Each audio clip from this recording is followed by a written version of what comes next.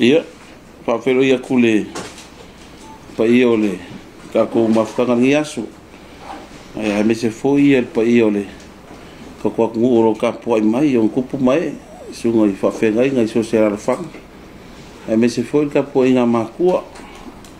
Ia whapikoa se whawhero ile pa ia la kuskala ka ko ngu. Me yon kulanga ko fi ia ai me se foi ia so se vaenga. Au nga mga lue.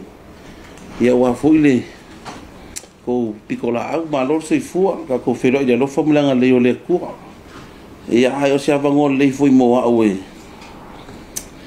fa mangingo foi ni sem ka au po mo mi ele so sangi la ku lo kele ia wa la vale sa ngale mo ka ko ku o di sia nga inga ia le nga ka inga mangingo mala ma foi pikola au ka nga vengo le ia ai mo ile avango e mala mai ku ako la ko pikola au ka ngo so sangi mai ngi sem ka uponga ia ole so sangi ku le ole sulanga mo muai le o mai la option ale wa bemba sulanga tofio tete yon tanga me ole tenge ni ole asa tilo ni futendi ma o yei ni au fesu ni no fai tanga bemba au via foi a beira fa mo ni teng ia fa kai mo le sidi fia le maro la kuskala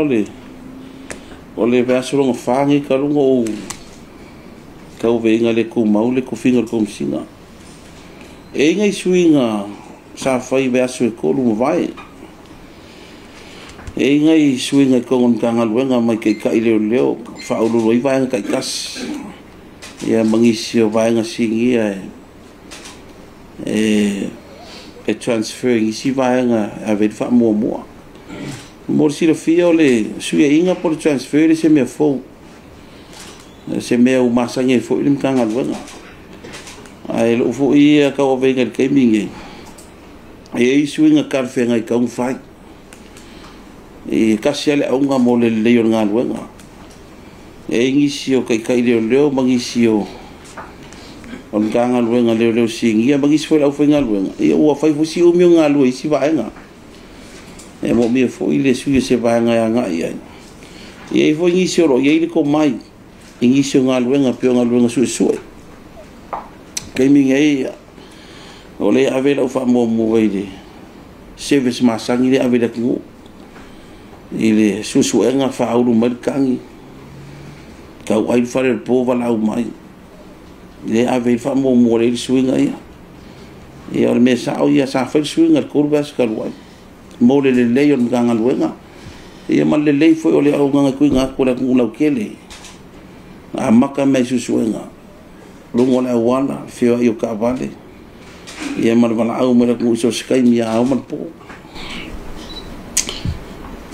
lo fio na a ko le o ka le no ia o le whanau ino fundi le whai aku le ai wala o whasaina le sa whanau ino ai nai vai aso li mama wa au i fui komisina ua mai alo na temi na ua o le ase tulanga la tamai o tom fuinga dena mai whangato loma ua koe kau maua mai nisi wala o whasaina ia koe nisi koe maua mai nisi soi ngā tura pono ai po wala I lunga ia po kau saudara marfala so ole fala uloanga ole ke aku fala ufasaida ole campaign ale alu ge mo les fulua masinga o ke topa kau sanga ge o ke topa ku so le nganga bongi asa fa vai fo ide fiunga kom singa ba vai man ganga luanga ole wa mo mi ele mama na mo le ku ako ile fa fika uri kerero I fala ufasaida o le la ya le mako campaign o le afia ingu o ikalesia o siri le lima ia mako campaign o manga ikalesia me kisinga ka vai sava e o tano le a youth ku so le nganga o le mako aku mat presentation ka ui kupulanga mai ile como que era uma sanse o ile ali fai pura ngu le nga ma ko fi au le ba ko le fi au e mau ki ngō whakukupula ia whala u whasainga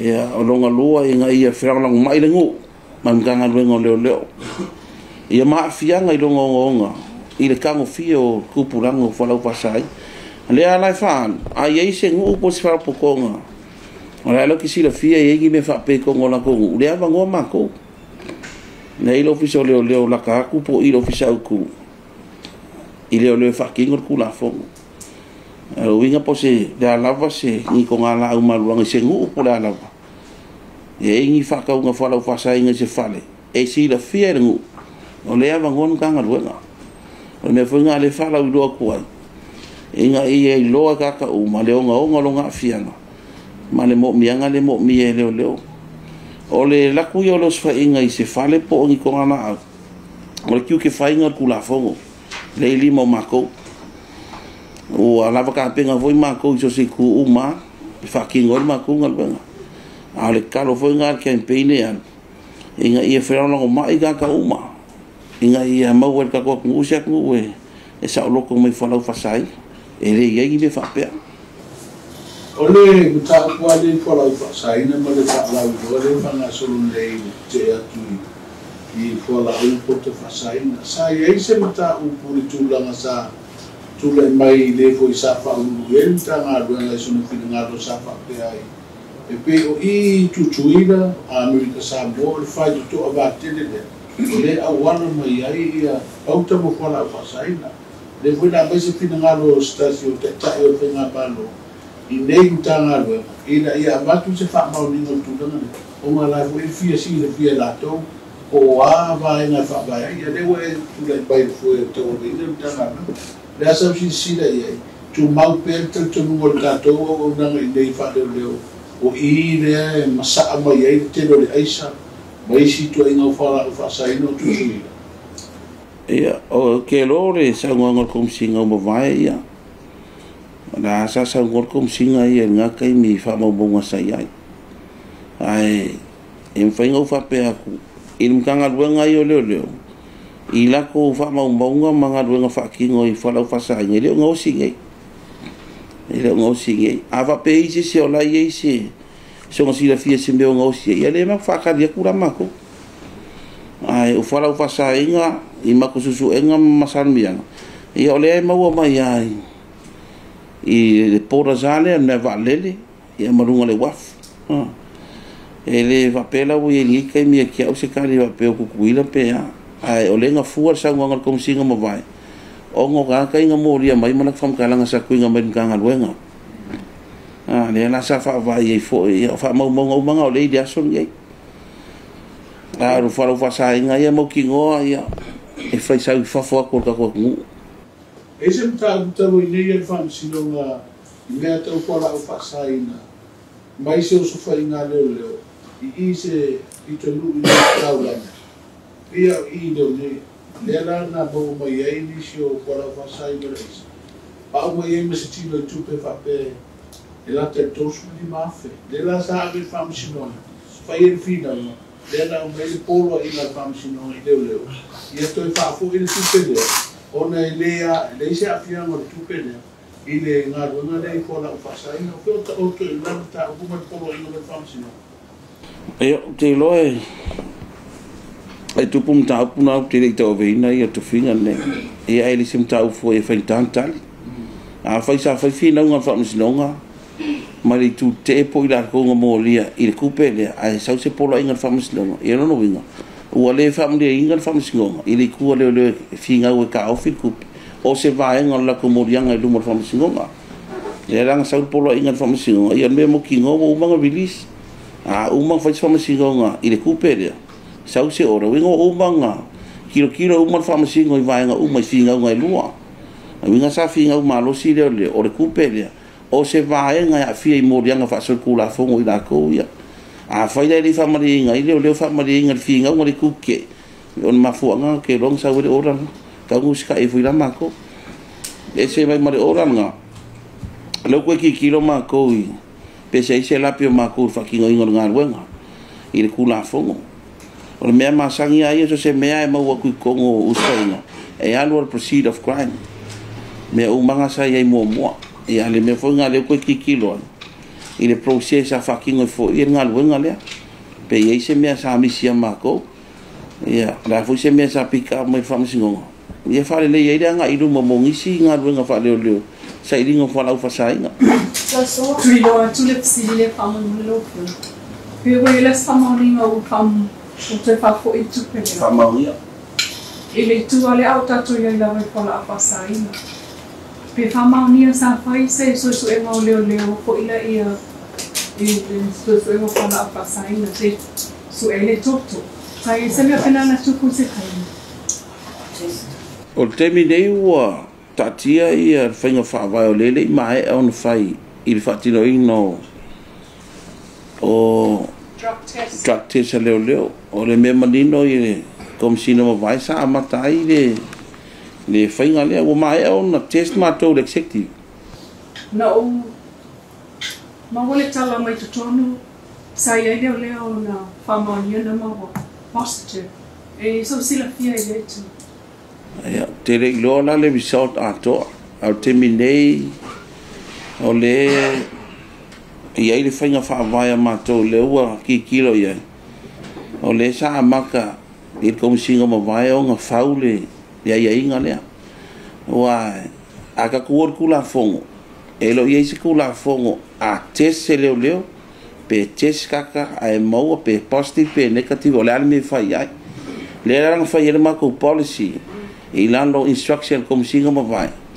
inga ia kau whai se ka iala inga ia whakingo ingi blood test mo le lei ma le ami o kongo o leo o mai whakingo kula fongo wa umaranga whai le test a mako le executive level le kongkalaki a vea koe ma o umanga whai o le ka kia ka iala o le process o le policy e a maua faso soro wa penga ele iso on ka ma kon ka ngalwen ongo ngisi o mafuanga e ka ngo kilia le kula fongo po se policy ele fa wa lua e foi vai nga kupe kongi le vai ngor suo sa fucking o inga ma ko test ile result a ko ma ko test ya ele io o ila so ele i so lo ya menga ele ya o seri poki le test a ko pero foi aku por ma singa ka lo ai por fa ki go ya e sa wala la result ha u ia la ya e fa ngare ko de le singo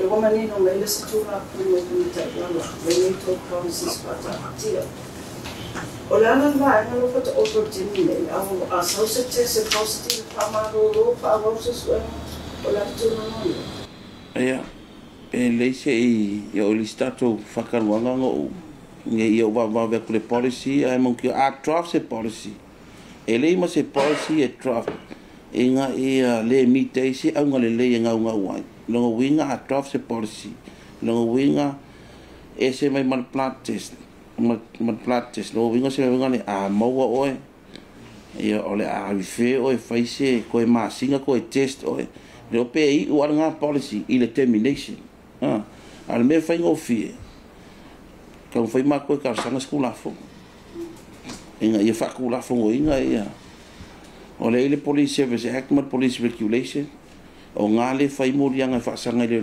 breach of duty e se ile solo kula fo criminal ole ile police service act lua fe maleiba ma le police regulation o ngale fa kon ele o ami ko lo le a va bela ese amendment fai e tai mod mele ile ko mo miela sports na fiona le tuna foi le o le wai o tonu wai le vai liu le sapi a mai lensi na tela pesi ile tuna foi le o le famaunia o mau le e fatsam sentam ele tuna ina le tuna o le lawan ia solo ntanga venga ilunga fa salanga tuna le o le aba kui kai maka upu ele lava ma mte mai le wa e tau mai tono le na la sa se sila wa ina we i officer la se sila la me le la ton wa me le tupu ni i leo mal fatino ngal la tonga venga e ala i no te lo que se tau ai ona fa pui se tanata na so tu la fono matida Peitai, ia wata au mai tua e whamasiunga na le la mo mau leo lau fio. Ia, whawhakai mo le whawasiri. O le kuranga i le isusuenga. O le susuenga ia man ka upu e mori e whamasinga. O le koa le ngā ruenga whaleo leo. E se i maisi ngā ruenga la iki. O le enforcing o le kulafongo. So te kulafongo e soli. E ia ele mengi kolu pe whakau whamali e susuenga. A whai ua tisaile leo e moria kaka. O le vaaya leo. Ua lava ma, ua miti a elements ia. Longa winga. Ua au sia le mau alunga o mau. E ka winga whai le morianga whaso kulafongo. O le kote le se mera kiki. E ka winga prove beyond reasonable doubt. O le mākou lea māmalama o lewa whainga o ngā leo whakinga ngā luenga. E moria leo. O le kariko ngunga leo. Ua lava mau. A whape kisimisi mai le kou. Le alafe mai lau isi le leo lava mau. E le whainga mako auru. E le mga kua whamasingo ia. A le mako ia case. E presere mako case. Kua i lava mau e mali e riso kula fongo. Na winga la kisimisi mai se case pe o le mele sa o whaleanga ia. E kaunga ki kilo mako. E le whaiunga ngā mai le whamasingo. Pe ei se mea ngana pe leo nei mako mo isusu e ngai case a lea. A le kele o case mako ka kunga walava mau. Sauri ku ki e whailanga ia whinga mua. Ia. A whapera e whalea ngā inga mai. Ilonga winga ua le whamle inga whamasingonga. I mau sa kui ngā koe mako. A le kai mea ngā whaile susu e ngā. Ti sai mako e moria. O le mako ka kunga. Ua au sia le mawalunga o mau. E le ngā kia i keise, le whai a kōsu suenga. E ke le se so sangi kaunga iai. E ke le se me koe ki kiro iai. E i keise, e le i olma walunga e kaunga mōli ai. E a o mea umanga, e fua pe a mai le whai inga kuskusi e whamasingo. A le ke le au keise e whai ke. E a ongo le ke le fo keise wa wakuru mo whamasingo, ngā ma le manguia. O le fo wa koe ki kilo i mā kaunga e a. Koe whale le ia kiri le kuranga kau susuenga. Mata apura susuenga. The case we are to is it still an open case? Or closed? O le case ngā o le ai active for se si lead phone. A se information o le ai ka la susuenga ia. Il ke mi. E o le ka le kula usili a case o le open case. Ah, no winga ese silite. E sila fie se le kungu po ai la se molma. Ala ya bangu ia ia susu enga mo o fa o winga. O mata o e famsinoma. Ai e molima mo tu fo. Ine tasi lua tolu ni mata o famsinoma. O te tu mai fa poro ia leo. Ko ka penga ko la ko molima. So le lan tu lo atu. Pe o ye se faina. Wana pe foringa fatu atu tanga iai. Pe au mainta o kulea te atu pona nafi. Koe ka penga le iai. Ai lo se mea fo. O lewa na tupu mai. Pe o ye se whainga fo tanga iai. I launa fo inga mai. Ia o ke migei o le transfer sa whai au ngā kongua ni. Se siwa engore. O le usiri. O susuenga ia e muri o le whamasingonga. E o ngor susuenga ngā amaka mai. Na winga o le suinga le ngā whea kuru vai aso lea. A lau awa koe ngisi o kai leo ma ngisi singi o le ofisa. E so soangi le whakingonga o susuenga. A peo whea ku aki simisi mai keisel ko. E se mafuanga. E se mafuanga. E whai tale o leo i e lava i e la kou mau. A whape ki simisi mai ai akangia lei, piua negligent na leo. E kaulang ki kilo, e mako pe o easy case. Sa le kaunga mo lia me whape ha. Ai, se lau pasenga o mako ka upu e. E ia le channel investigation. Lots of complaint. There are elements we need to prove. Prove the elements here. Fire the criminal charge. Nga ave le rumor court. Ave le rumor court. Ava pe prosecutor le Attorney General Office. I don't le lava mau. A request my Marco withdraw straight away. I like okay, I proceed. No winga. We have a case. And I lava mako mau. Menga lenga o prosecution. So after full hearing, I decided famasingo ele le meet le evidence ka unga fa mau ia o le la te fia tuli loa tu le ana le na e le o e a fia lo le transfer a le to te sili tu ina o e fa ia le amtanga pita le transfer le a le te sound wide transfer lo la le only transfer to mau pe only transfer after transfer to mau o lona vinga o sui e fo ila male totomi ai a fa ni transfer temporary procedurally fa tam o ngalu o a fo ia e tau sanga la le la transfer pe le una toma o pe o ma wa ile sui ngo totomi ai pe e tau sanga le e mo si la fia e office fentar sanga fia transfer o nisio mafuanga ai Ivas full 1% or swinga ng faya mo le ni to kina se mal service le avele ku kaunga faida risa for mela mo mia or ke mi e kaunga fa le ya susuenga a wale ko va amela ku e fa urkan e kaunga flow le fewa yo ka vale a wangi ko e mau le traffic lo winga e kaunga need manpower i section here offering a service 24/7 le lai avet fa mo kurang ka kong e kusa uma kong ia constable se yo dunga superintendent kusa uma la ku kong e mau so transfer pe fa ya ko le se me ku ma e keren ka nga luenga overload full section e le fa nga luas full ka sanga lo service le ku mau me kas ke le training ave uma ile le ke le ko mai la ya is umi foi nga ise me ia o ma sangi ke le foi le vai le fai mafsuya inga ku lai me se leo man ma umar ke ro ngal nga fa kingo ko lo official ye a fa ko el traffic e lo ku no la wala a fa ko el fa leolo e lo ala rumba vale a fa ko sa lo official su e lo su inga ye mako ese ale fa wa wangi leo en fa wa ngal nga inga sa mo le mula ku o ye lo fina ngalo lo fio mai tau fia ko so ka vale ke uye fe o e va ya su ka lo mo to sa mo te veto pinalo le an me o to ye lo finalo le tu la na o no pe no fa lami ye o ma so finalo le tu ia fa fa ya o kuranga ile i solo ka vale la le officiali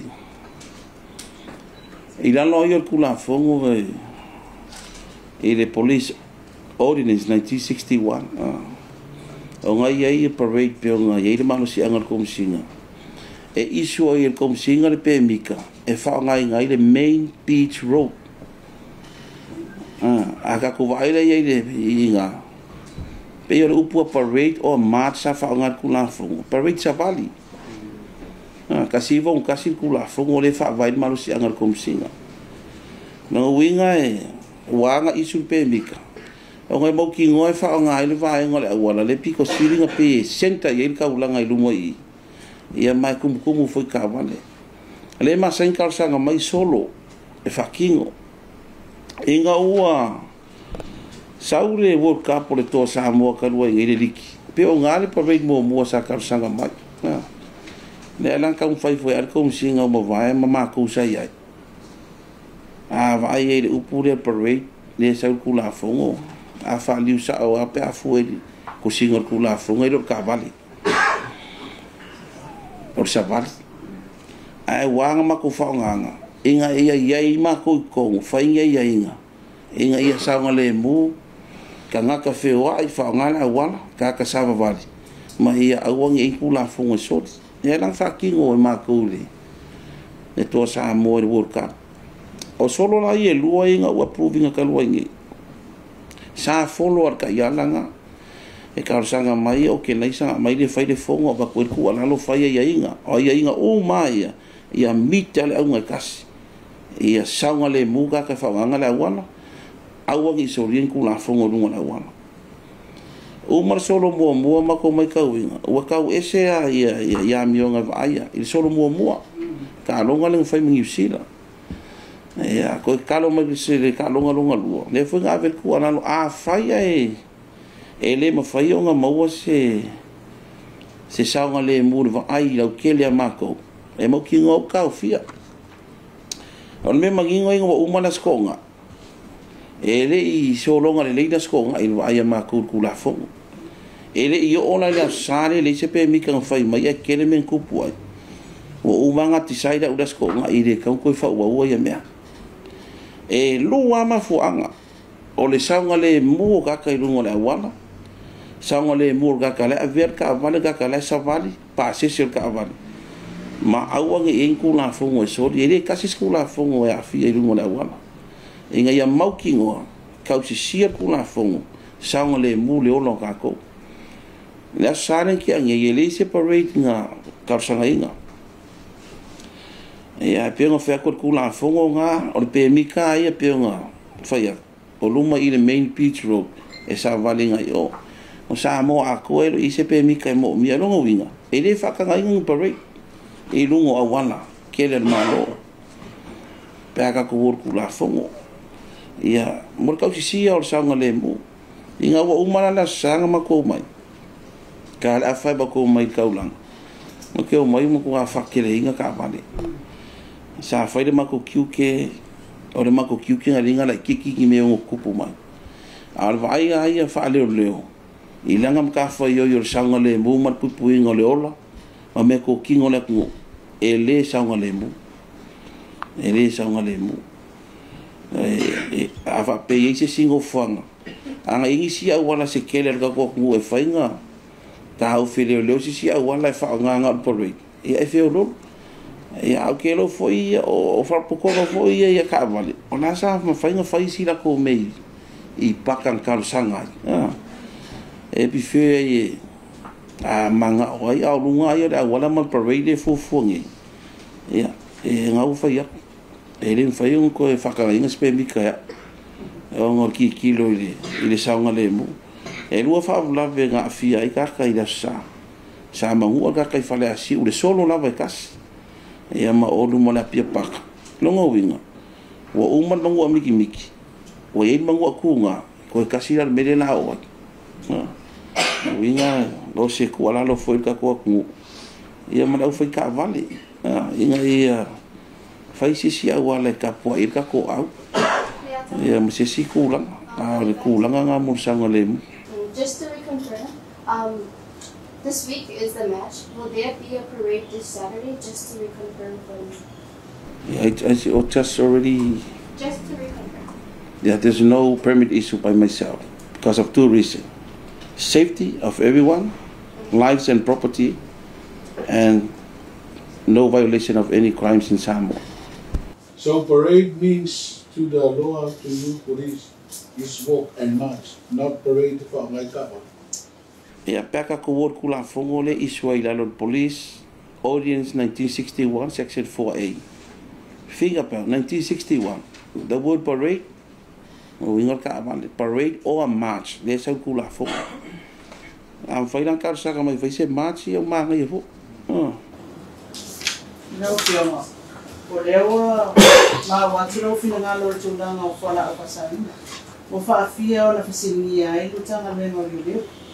Ona ole e maota ya ole o fausi tonu Samoa fora o fasaina o ka kopora sala ia mai I lo tau mantanga mengo that's a thing I the roots here I the course o le fafitauli ka koporas e mramia le telo le tata resources mani o leo I vai tonu le ita fatiti o hale o vai ko le fakele ala ia fafkai o ke mi ye ele foule so ka o ma ko mi sim kanga wenga poras se me wale va un kilo ya paul me le ka fai ai kilo I me wa ku po fa nga me me na fa le ko ngor poras so ngi im kanga wenga u me va ya al ma ko wa pikola au den fo singo kula fongo I fa na fa sai nga wa ngi e ma ko ma kala fa ko I se lo nga mai ma ko ole al wan ma ko fala ulole ole foi fai arma ko que ka intelligence mo fai ngole intau Samoa no winga e mau kile o malolo I le fucking o ngor ma ko ngalwenga e sa ilingo fanga ole fa ka ia ma a fi el fala o fa sa inga fa ka o ku a ke mi ye ole ma kala fai ko amako Ia se le kung we lo se information. Ia longo mai. O le ka penga ma ko so skai. Inga ia mo ki ngoa e saunga le mu ka ko uma me se ka ko fanga me fala fa sai. Wala lang yung luto lang ko yese ko no se authorities tali tangan benga before you na. Jadi ya masino umanita dia ko no se si ko pasang na ko ai te ya fia mai la tu o no ya tu pa fu pa yo na sa para mai tu na dia ka mo do fia Lof kai. Usa ke miguel que sa fa e kulkolu vai aso. O umal processo nga sa fa sa la wan.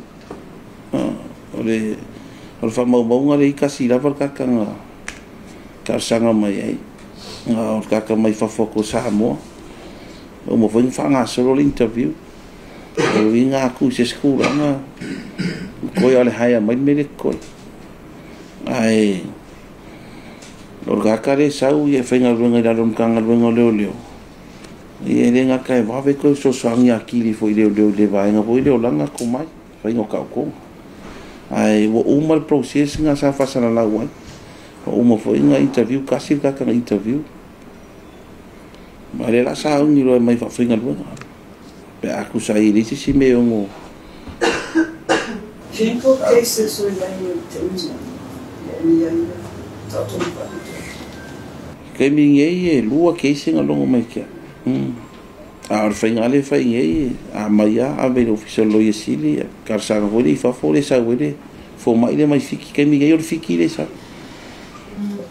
Ona sila fia e no fiona e forma e GP i ngai Samoa na practice i ngai that e lalo ko yo le nako job e lalo fo le la tu sila fia la wayan i fai no la tu fati no fo nga ngai a peitai ka kia ku nga ai o facilitator fa uiatu o le to finga because o le yelo ko lo ia le yelo to lo ia tanga menga ai e present la vai e private lawyers ia kon ka u ka fa simoma o le fai o se me tofi mai kai le AG o se recommendation o to we la yona watu private lawyers e present to cases.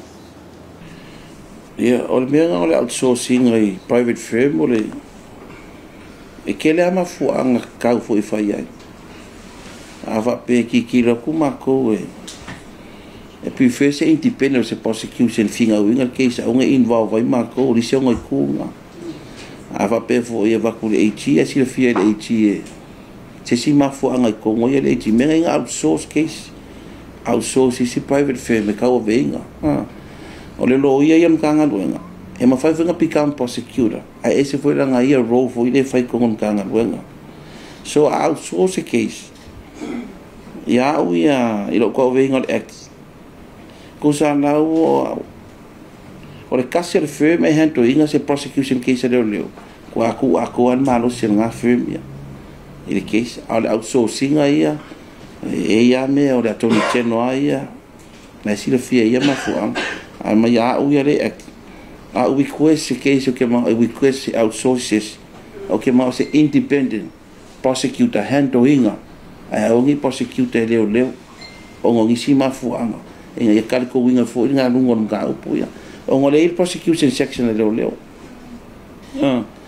ala la fa o leo ya le a ya que se mo kilo o ile la nga e ka wing outsource o ngi sima fo nga karfenga ala ya lu leo ma ko prosecute case uma district court el mari le ta fia po tamama tirade fa sallo me si sta io do ko si fia mo rianga na wo mo yende temi wa le wo ta pena tu la fam sino nga masina pero faingo ka le kula fa ye mo kingo fai mo rianga e mo rianga no mo li ai ina lo vai ngole lu ka si vol so nga kula fo o waide tangi muta ukule pasanga itona to pasanga no le te le ata pe ava i fatos o sei simba nei le tangi pasanga ya le go no fa pe to le tawele pasa e sa mo fa focus a mo le complain sa fa o mai langa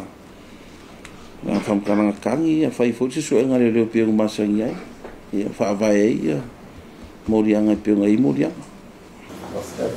Kama mole ia sama, malunga sa.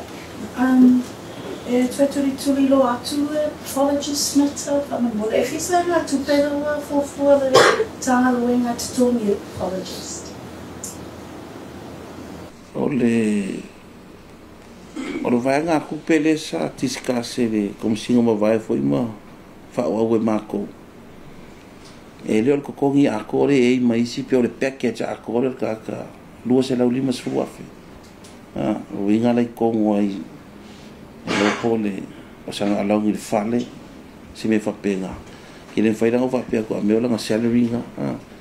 Ai, e whairanga more breakdown muli a pio le package a kore ka ke mawala vango le. One of the successful applicants was a dual citizen. C'est ça, moi que international or overseas citizen or overseas citizen. C'est shameful. Oui, ça moi. C'est le film tu langi o tata lo mo mi le postmortem. If so angi le pathologist leo I cases I oi le fare mai famo mole. Pathologist does the pathologist le la area. If so many cases le oi le I oi le fare mai. Oi un case leo pe. Kusa ke ro le a whainga renga I lo mako ngo mako anga a ringa sa oi pathologists. So la ringa o case uma. Once a hele case, ave o pule famasingo, ngal famasingo, sa wede o le fai ka ko ia fa fai ngal wenga li. Ai pa fort. Sa mo le si ta. O le drug testing mo le famo. Is there a policy le o ta tia ting? Po me o le ngari lue fa ta tia policy. Ia o le wo ia alele I o menga le fa ki ngoi mako. Ai ole vai mamau le sei foi como singa ma vai ma le executive mako inga ia fa kinga pe random test ko ngon kanga luenga o se fai nga lenga nga wai ia mo le fa kinga nga luenga leo fo we o mai ia ma leo lenga luele la sa fa ko ma fa kinga mako ai ole me lenga o fi le complete le o le policy le e lenga ka o foi kula fo me va penga ia me se foi le kau de fa kinga o le suasua e lima suka ala teste kas. So nga po tay tau to mai se fifino fo I se tau bina le tulang ko sino ta na nga ai po ta sa ko le fio me la. Io e mo kingo se isi ola ai ola se fulo november fa nga kai kuskarsan. Ia le foi la ua ko vai aso ka wa venga foi de kuma. Ia le ua mau kuel ma fo e kuskarsa ai fa mo le li ya nga filinga ba me fa kingo ma ko nga venga wala udi ma ko ka kuela ku So at the moment it's at a standstill. What do you find any random testing from the mother? Ia e kaunga fa wau ai e kaunga o malama I le mere ka ki ngei le fanga fa vai le ai inga awange ia ai le se me sa kau ko fa le vinga e kaunga malama le inga ia sia nga ring fa kingo al me mangingo sa fa vai uma me ia le como singo ma vai len fa kingo I ma ko test inga waka ki me le just one of you tasi la vala pisiri fa mo le la pete fa mo le woto tana le so ngan ta portania palia fa sa mate ko mo le fa ko le fana ta to mo le sa mai oni fo to ngani lo yisi le la ma ya o terminei ele ise so lo ye to fa wa le case na ile tolu vai astar ai ele itang fien ta puna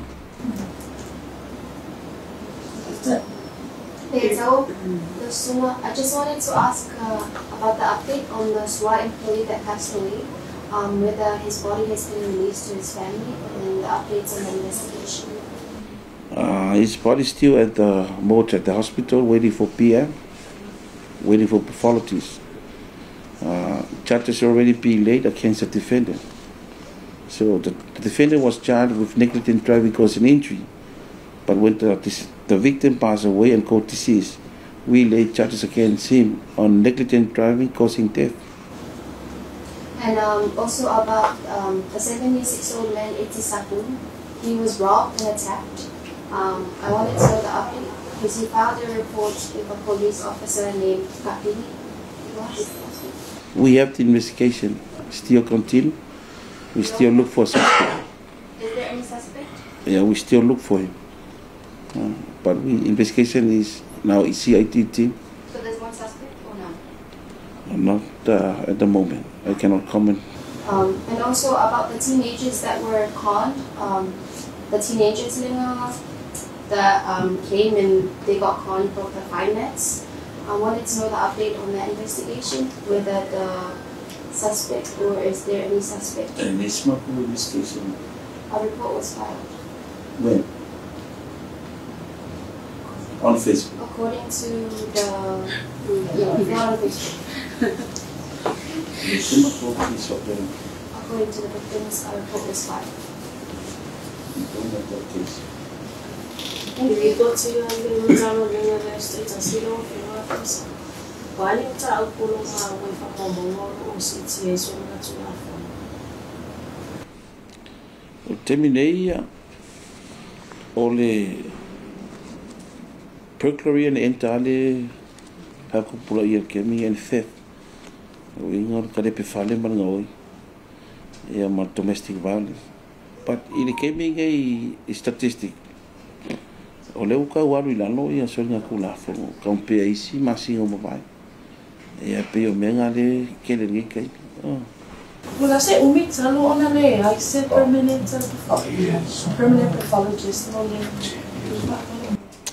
Okay, le o manko inga ke mo su lua fe su iva nga umaira u me ka su ila ro fi su sa le ia se pathology sa mai fafo. So nga mai usila Australia el ke ngai lau sainga el ke mira gi o le fiki ale wanga ile o le ke langa pe o le price. Matale o afea for fuantana luna te a mataria I ole service le pathologist for you. Ke loa fai le o pasia le ka kupele ile package akor ka le ko nga ha. That's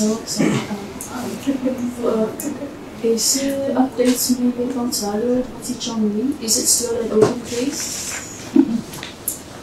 Yo ke mi ye ele mo wa pakitang li kan ngo solo mai le lua fesfuiba. Ai o lo fanga solo ama ko nga luenga. O le kasi fosi kai mianga ile ainga. Se un kinga mo nga ainga. Yo kapkapa oma afirmal. Ke mira ngai ai foi se information vo nga le si la FSS. Ai le mo wa ile o malo lo foi marco. Sa causa ilia mai mei di pochi mai. Ele mo. Eu si le a vivi le sa mo ya le sa pele o pakinga le mo no. Ke paise su le wa le kwa ko ni no di pochi. Ke ba to su ni no pasu ni to sa no to. Ia, ora fa o tu su ngola wivi.